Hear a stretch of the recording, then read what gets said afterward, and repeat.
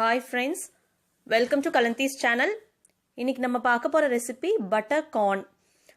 Sweet கார்ன்ல வந்து butter cheese போட்டு ஒரு அருமையான ஸ்நாக்ஸ் செய்ய போறோம் இன்னைக்கு.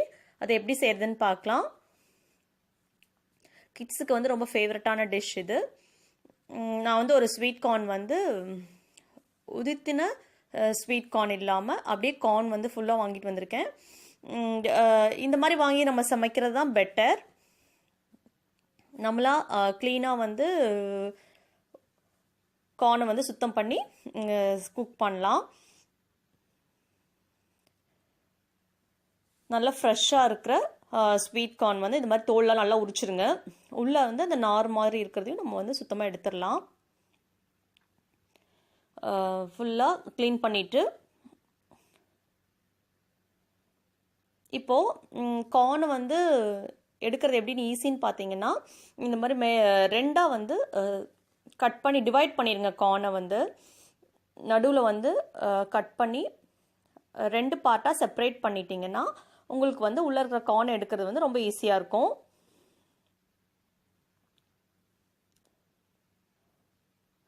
பாருங்கள், நான் 2ஆக டிவைட் பண்ணிட்டேன். டிவைட் பண்ணதுக்கப்புறம் நீங்கள் சீக்கிரமாக உதுத்தி எடுத்துடலாம். ஈஸியாக வருது பார்த்தீங்களா? அப்படியே வச்சு எடுத்தீங்கன்னா உங்களுக்கு பாதி உடஞ்சிரும், பாதி வந்து அந்த சோளம் வந்து வெளியே வராமல் நின்றும். அதனால் 2ஆக டிவைட் பண்ணிவிட்டு அதுக்கப்புறமா உதிர்த்து விட்டிங்கன்னா உங்களுக்கு கார்ன் வந்து சீக்கிரம் வெளியே வந்துடும். பாருங்கள், எவ்வளோ சீக்கிரம் எடுத்துட்டேன். இது வந்து கிட்ஸோட டிஃபன் பாக்ஸ்க்கு வந்து நம்ம ஒரு டிஃபன் ஸ்நாக் ஐட்டமாக இதை கொடுத்து விடலாம். ஈவினிங் ஸ்நாக்காக ஸ்கூல்லேருந்து வர குழந்தைங்களுக்கும் செஞ்சு கொடுக்கலாம். இப்போ கார்ன் வந்து ஃபுல்லாக எடுத்தாச்சு. இது நான் வந்து குக் பண்ண போகிறேன். ஸ்டீம் குக்கு தான். இட்லி பாத்திரத்தில் தண்ணி கொதிக்கிறப்போ 1 டேபிள் ஸ்பூன் சால்ட் வந்து அதில் சேர்த்துருங்க தண்ணியில். அதுக்கு மேலே இட்லி பிளேட்டில் இந்த கார்ன் வந்து ஒரு 5 to 7 minutes குக் பண்ண போகிறேன். ஸ்டீம் குக் பண்ணுறதா நல்லது, தண்ணியில் போட்டு வேக வைக்கிறத விட. பாருங்கள், ஒரு 7 நிமிஷத்துக்கு அப்புறமா நல்லா குக் ஆயிடுச்சு. இப்போ இதை வெளியே எடுத்து கொஞ்சம் ஆற வச்சிடலாம். இதுக்கப்புறமா நம்ம என்னென்ன ரெசிபியில் கார்ன் வந்து ட்ரை பண்ணுறோமோ அது எல்லாமே நம்ம செய்யலாம். நான் வந்து இங்கே பட்டர் வித் பெப்பர் செய்ய போகிறேன். கிட்ஸுக்கு வந்து இது ரொம்ப ஃபேவரேட். இதுக்கு வந்து 1 டீஸ்பூன் அளவுக்கு பெப்பர் வந்து ஃப்ரெஷ்ஷாக க்ரஷ் பண்ணது, ஒரு 20 கிராம் அளவுக்கு பட்டர் எடுத்திருக்கேன். இதுக்கு நம்ம வந்து இன்னும் பெப்பர் ஜாஸ்தி போடணுன்னாலும் சேர்த்துக்கலாம். ஒரு கடாயில் கார்ன் சேர்த்துட்டு அதுக்கப்புறமா பட்டர் உள்ளே போட்டுருங்க. பட்டர் வந்து ஃபுல்லாக மெல்ட் ஆகி கீயோட ஸ்டேஜுக்கு போகக்கூடாது. பட்டர் உருகணும், அதோட போதும்.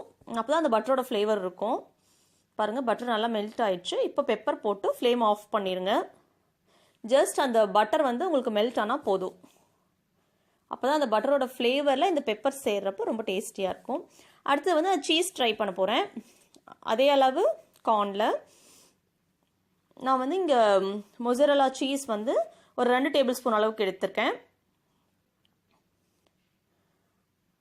லைட்டாக ஹீட் பண்ணிவிட்டு அதில் நான் வந்து 1 டீஸ்பூன் அளவுக்கு ரெட் சில்லி பவுடர் சேர்த்துருக்கேன். இது cheese and red chilli combo. இன்னொன்று வந்து பிளெயின், எதுவுமே மிக்ஸ் பண்ணாமல் பிளெயின் கார்னாக வச்சுருக்கேன். ஸோ ஒரு 3 டிஃப்ரெண்ட் கார்ன் வந்து நீங்கள் கிட்ஸுக்கு ரெடி பண்ணி கொடுக்கலாம்.